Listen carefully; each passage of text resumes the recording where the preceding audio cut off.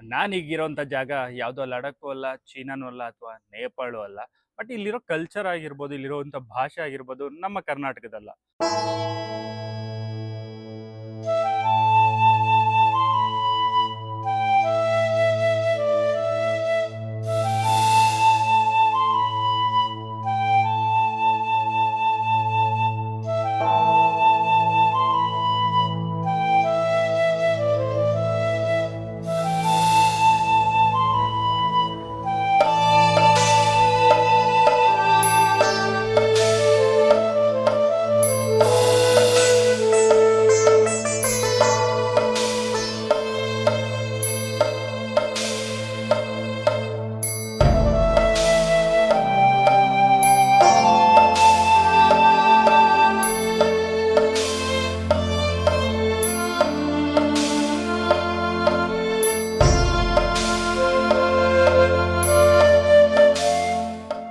ಇವತ್ತು ನಾನು ನಿಮಗೊಂದು ಸ್ಪೆಷಲ್ ಜಾಗಕ್ಕೆ ಕರ್ಕೊಂಡು ಹೋಗ್ತಿದ್ದೀನಿ. ಇದು ಸಾಮಾನ್ಯ ಟೂರಿಸ್ಟ್ ಸ್ಪಾಟ್ ಅಲ್ಲ, ಇದು ಒಂದು ಹಿಡನ್ ಪ್ಲೇಸ್. ಕರ್ನಾಟಕದೊಳಗೇ ಮರೆತು ಕುಳಿತಿರೋ ಒಂದು ಮಿನಿ ಕಂಟ್ರಿ. ಹೌದು, ನಿಮಗೆ ಕೇಳ್ತಿದ್ರೆ ಆಶ್ಚರ್ಯ ಆಗ್ಬೋದು. ನಮ್ಮ ರಾಜ್ಯದಲ್ಲೇ ಬೇರೆ ದೇಶದ ಫೀಲಿಂಗ್ ಕೊಡೋ ಒಂದು ಜಾಗ ಇದೆ. ಇಲ್ಲಿನ ಮನೆಗಳು ಬೇರೆ ಸ್ಟೈಲ್, ಜನರ ಡ್ರೆಸ್ ಬೇರೆ, ಭಾಷೆ ಬೇರೆ, ಊಟ ಕೂಡ ಬೇರೆ. ಒಂದು ಕ್ಷಣಕ್ಕೆ ನೀವು ಕರ್ನಾಟಕದಲ್ಲ ಅಥವಾ ಬೇರೆ ದೇಶದಲ್ಲ ಅಂತ ಕನ್ಫ್ಯೂಸ್ ಆಗ್ತೀರಾ. ಆದರೆ ಇವತ್ತು ನಾನು ನಿಮಗೆ ತೋರಿಸೋದು ಕರ್ನಾಟಕದೊಳಗಿನ ಒಂದು ಮಿನಿ ಕಂಟ್ರಿ. ಇದು ಬೈಲ್ಗುಪ್ಪೆ. ಟಿಬೆಟ್ ಜನರು ಇಲ್ಲಿ ಬದುಕ್ತಿರುವಂಥ ನೆಲ. ಡ್ಯೂಡ್, ನಿಮಗೆ ಈ ಜಾಗದ ಇಷ್ಟ ಹೇಳೋಕ್ಕಿಂತ ಮುಂಚೆ ನಿಮ್ಮನ್ನೆಲ್ಲ ಒಂದು ಬ್ಯೂಟಿಫುಲ್ ಆಗಿರುವಂಥ ಒಂದು ಟೆಂಪಲ್ಗೆ ಕರ್ಕೋಗ್ತೀನಿ. ಆ ಟೆಂಪಲ್ನ ನೋಡ್ತಾ ಇದ್ರೆ ನೀವೇ ಕಳೆದೋಗ್ಬಿಡ್ತೀರಾ. ನೋಡಿ ಅಲ್ಲಿ ಮುಂದೆ ಕಾಣಿಸ್ತಿದೆಯಲ್ಲ, ಅದೇ ಆ ಟೆಂಪಲ್. ವಾಹ್, ಎಷ್ಟು ಬ್ಯೂಟಿಫುಲ್ ಆಗಿದೆ. ಈ ಸುತ್ತ ಗ್ರೀನರಿ ಇರುವಂಥದ್ದು, ಅದ್ರ ಮಧ್ಯೆ ಆ ಟೆಂಪಲ್ಲು ಆ್ಯಂಡ್ ಅದ್ರ ಮೇಲ್ಗಡೆ ಇರುವಂಥ arc type of design same ಕಾಲಚಕ್ರನೇ ಹೋಲುತ್ತೆ. ಆ್ಯಂಡ್ ಈ ಟೆಂಪಲ್ ಬಂದು ಸುತ್ತ ಕವರ್ ಆಗಿರೋದು ಬಂದು ಗೋಲ್ಡನಿಂದ. ಸೊ ಇಷ್ಟು ಸ್ಪೆಷಲ್ ಆ್ಯಡ್ ಆಗಿ ಈ ಒಂದು ಟೆಂಪಲ್ ತುಂಬಾ ಅದ್ಭುತವಾಗಿ ಮೂಡಿ ಬಂದಿದೆ. ಆ್ಯಂಡ್ ಇದನ್ನೆಲ್ಲ ನೀವು ಸಹ ಎಕ್ಸ್ಪೀರಿಯನ್ಸ್ ಮಾಡ್ತಿದ್ದೀರಾ ಅಂತ ತಿಳ್ಕೊಂಡಿದ್ದೀನಿ. ಆ್ಯಂಡ್ ಎಕ್ಸ್ಪೀರಿಯನ್ಸ್ ಮಾಡಿ ಆ್ಯಂಡ್ ಎಂಜಾಯ್ ಮಾಡಿ.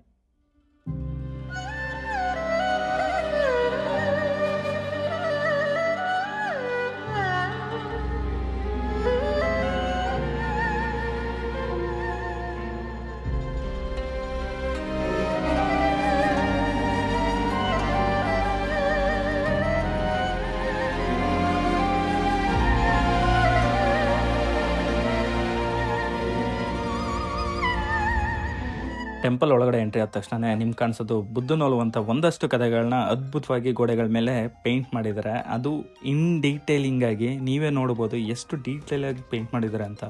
ಇದ್ರ ಜೊತೆಗೆ ಈ ದೇವಸ್ಥಾನದಲ್ಲಿ ಸೆಂಟ್ರಲ್ ಇರುವಂಥ ಈ ಕಳಶ ಇದರ ವಾ ಫ್ಯಾಕ್ಟರ್.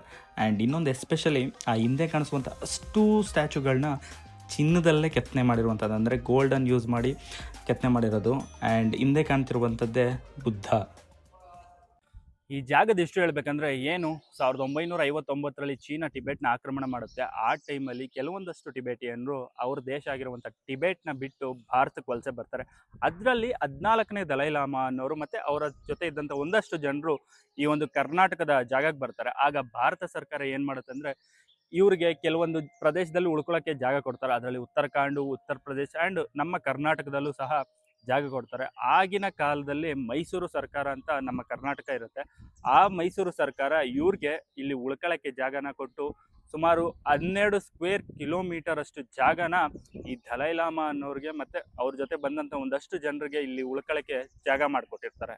1960ರಲ್ಲಿ ಏನು ಮೈಸೂರು ಸರ್ಕಾರ ಒಂದು ನಿರ್ಧಾರ ತಗೊಳುತ್ತೆ, ಇವರಿಗೆ ಒಂದು ಜಾಗ ಕೊಡಬೇಕು ಅಂತ. ಆ ಜಾಗನ ಒಂದು ಒಪ್ಪಂದದ ರೀತಿ ಮಾಡಿಕೊಂಡು, ಅಂದರೆ ಟಿಬೇಟಿಯನ್ ಸೆಟಲ್ಮೆಂಟ್ ಅಂತ ಮಾಡಿಕೊಂಡು, ಈಗಿನ ಕೊಡಗು ಜಿಲ್ಲೆಯ ಬೈಲ್ಗುಪ್ಪೆ ಅನ್ನೋ ಒಂದು ಜಾಗದಲ್ಲಿ ಇವರಿಗೆ ಜಾಗ ಕೊಟ್ಟು ಇಲ್ಲಿ ಇರೋಕ್ಕೆ ಎಲ್ಲ ರೀತಿಯ ವ್ಯವಸ್ಥೆ ಮಾಡಿಕೊಡ್ತಾರೆ. ಆ್ಯಂಡ್ ಈಗ ಅಟ್ ಪ್ರೆಸೆಂಟು ಟಿಬೆಟ್ ದೇಶ ಬಿಟ್ಟರೆ ಅದಾದಮೇಲೆ ಏಷ್ಯಾಸ್ ಲಾರ್ಜೆಸ್ಟ್ ಟಿಬೇಟಿಯನ್ಸ್ ವಾಸ ಮಾಡ್ತಿರೋ ಜಾಗ ಬಂದು ಈ ಒಂದು ಬೈಲ್ಗುಪ್ಪೆ.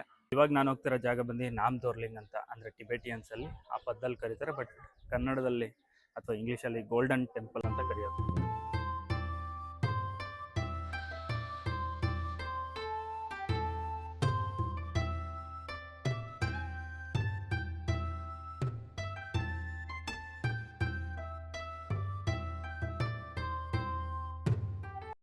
ನಾನಿವಾಗ ನಿಮ್ಮನ್ನೆಲ್ಲ ಕರ್ಕೋಗ್ತಿರೋದು ಟಿಬೆಟ್ನ ಗೋಲ್ಡನ್ ಟೆಂಪಲ್ ಒಳಗೆ. ನೋಡ್ಬೋದು ಸೇಮ್ ಹೋಲ್ ಟೆಂಪಲಲ್ಲಿ ಯಾವ ರೀತಿ ಬುದ್ಧನ ಕಥೆಗಳನ್ನ ಪೇಂಟ್ ಮಾಡಿದ್ರು ಗೋಡೆಗಳ ಮೇಲೆ, ಇಲ್ಲೂ ಸಹ ಅದೇ ಡೀಟೇಲಿಂಗಾಗಿ ಪೇಂಟ್ ಮಾಡಿದ್ದಾರೆ. ಆ್ಯಂಡ್ ಈಗ ನೀವು ನೋಡ್ತಿರುವಂಥ ಈ ಜಾಗ ಬಂದು ಮಾಂಕ್ಸ್ ಮತ್ತು ನನ್ರಿಗಳು ಕುತ್ಕೊಂಡು ಧ್ಯಾನ ಮಾಡುವಂಥ ಜಾಗ ಆ್ಯಂಡ್ ಅವರ ಒಂದು ಬುಕ್ನ ಓದುವಂಥ ಜಾಗ. ನಿಮ್ಮ ಎದುರುಗಡೆ ಏನು ಕಾಣಿಸ್ತಿದೆ ಆ ಮೂರೂ ಸ್ಟ್ಯಾಚುನೂ ಸಹ ಚಿನ್ನದಲ್ಲಿ ಮಾಡಿರುವಂಥದ್ದು. ಆ್ಯಂಡ್ ಮಧ್ಯದಲ್ಲಿರುವಂಥದ್ದು ಬುದ್ಧ, ಆ ಕಡೆ ಈ ಕಡೆ ಇರುವಂಥದ್ದು ಅವರ ಒಂದು ದೇವರುಗಳು. ಒನ್ಸ್ ನೀವೇನಾದರೂ ಈ ಒಂದು ಬೈಲ್ಗುಪ್ಪೆ ಮುಖ್ಯದ್ವಾರ ಎಂಟ್ರಿ ಆಗೋದ್ರೆ ಅಲ್ಲಿಂದಾಚೆಗೆ ನಿಮಗೆ ಈ ಜಾಗ ಪೂರ್ತಿ ಯಾವುದೋ ನಾನೇನೋ ಟಿಬೆಟ್ ದೇಶದಲ್ಲೇ ಇದ್ದೀನಿ ಅನ್ನೋ ಒಂದು ಫೀಲ್ ಕೊಟ್ಬಿಡುತ್ತೆ. ಯಾಕೆ ಅಂತಂದರೆ ನೀವು ಅಲ್ಲಿ ಒಂದು ಸಲ ಎಂಟ್ರಿ ಆದ್ರಿ ಅಂತ ತಿಳ್ಕೊಳ್ರಿ, ಅಲ್ಲಿಂದಾಚೆಗೆ ನಿಮಗೆ ಕಾಣುವಂಥ ಫ್ಲಾಗ್ ಇರ್ಬೋದು, ಕೇಳುವಂಥ ಭಾಷೆ ಇರ್ಬೋದು, ತಿನ್ನುವಂಥ ಊಟ ಇರ್ಬೋದು, ಪ್ರತಿಯೊಂದು ಟಿಬೆಟಿಯನ್ಸ್ದೆ. ಆ್ಯಂಡ್ ಇವ್ರ ಫೇವ್ರೇಟ್ ಆಗಿ ತಿನ್ನುವಂಥದ್ದು ಕುಡಿಯುವಂಥದ್ದು ಅಂದರೆ ಬಟರ್ ಮಿಲ್ಕ್ ಮತ್ತು ಬಟರ್ ಮಿಲ್ಕ್ ಅಲ್ಲ, ಬಟರ್ ಟೀ ಮತ್ತು ಮೋಮೋಸ್ ಜಾಸ್ತಿ ತಿಂತಾರೆ.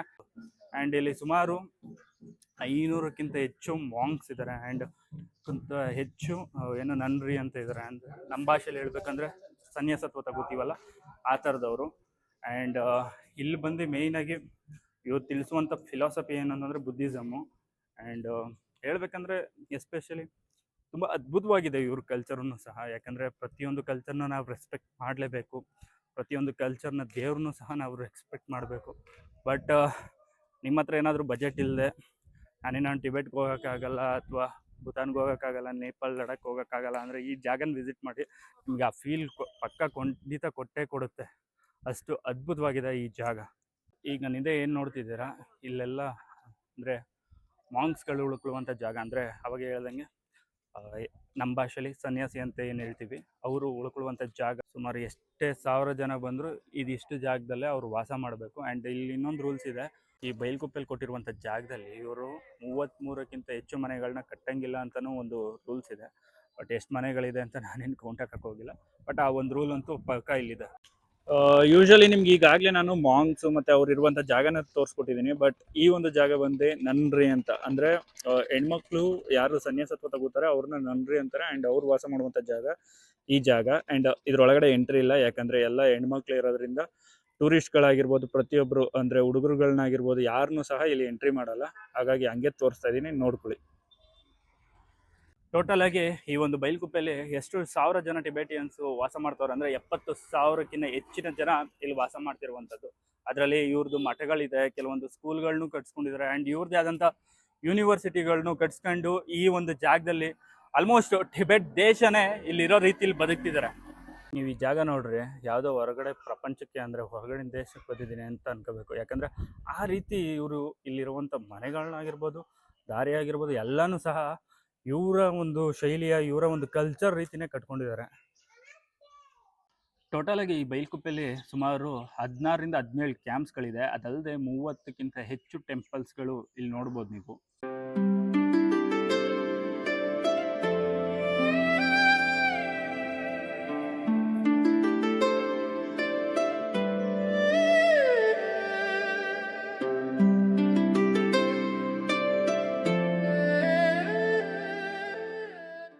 ನೋಡಿದ್ರಲ್ಲ, ಇದಿಷ್ಟು ಬೈಲ್ಗುಪ್ಪೆನಲ್ಲಿ ವಾಸ ಆಗ್ತಿರುವಂಥ ಟಿಬೆಟಿಯನ್ಸ್ ಹಿಸ್ಟ್ರಿ ಆ್ಯಂಡ್ ಅವರ ಮೂಲ ಆಗಿರ್ಬೋದು. ಬಟ್ ಒನ್ ಥಿಂಗ್ ಈ ವ್ಲಾಗ್ ಮೂಲಕ ನಾನು ಕಲ್ತಿದ್ದು ಮತ್ತು ಅವ್ರನ್ನ ಅಪ್ರಿಷಿಯೇಟ್ ಮಾಡುವ ವಿಷಯ ಏನಂತಂದರೆ, ಗಡಿ ಬಂದಿದ್ದಾರೆ. ಅಂದರೆ ದೇಶ ಬಿಟ್ಟು ದೇಶ ಬಂದು 1000 ಕಿಲೋಮೀಟರ್ ಟ್ರಾವೆಲ್ ಮಾಡ್ಕೊಬಂದರು.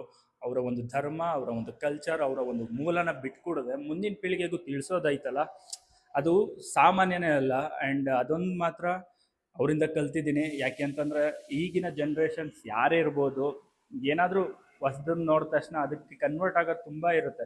ಸೊ ಆ ರೀತಿ ಕನ್ವರ್ಟ್ ಆಗದೆ ನಮ್ಮ ಧರ್ಮ, ನಮ್ಮ ಸಂಪ್ರದಾಯ, ನಮ್ಮ ಒಂದು ಕಲ್ಚರ್ ಏನಿದೆ ಅದನ್ನು ನಾವು ತಿಳ್ಕೊಳ್ಳೋದಲ್ಲದೆ ಮುಂದಿನ ಪೀಳಿಗೆಗೂ ಸಹ ತಿಳಿಸ್ಬೇಕು. ಸೊ ಇದೊಂದು ಮಾತ್ರ ಅವ್ರಿಗೆ ಅಪ್ರಿಷಿಯೇಟ್ ಮಾಡಬೇಕು ಆ್ಯಂಡ್ ಸಲ್ಯೂಟ್ ಹೇಳಲೇಬೇಕು. ಆ್ಯಂಡ್ ಇದಿಷ್ಟು ಈ ಒಂದು ವ್ಲಾಗ್ನ ವಿಷಯ ಆಗಿರ್ಬೋದು ಎಲ್ಲನೂ. ಆ್ಯಂಡ್ ಮತ್ತೆ ನಿಮಗೆ ಮತ್ತೊಂದು ಪ್ಲೇಸ್, ಅನ್ಎಕ್ಸ್ಪ್ಲೋರ್ಡ್ ಪ್ಲೇಸ್ ಜೊತೆಗೆ ಸಿಗ್ತೀನಿ. ಅಲ್ಲಿವರೆಗೂ ಎಲ್ಲರೂ ಹುಷಾರಾಗಿರಿ ಅಂತ ಹೇಳ್ತಾ, love you all, take care, bye bye.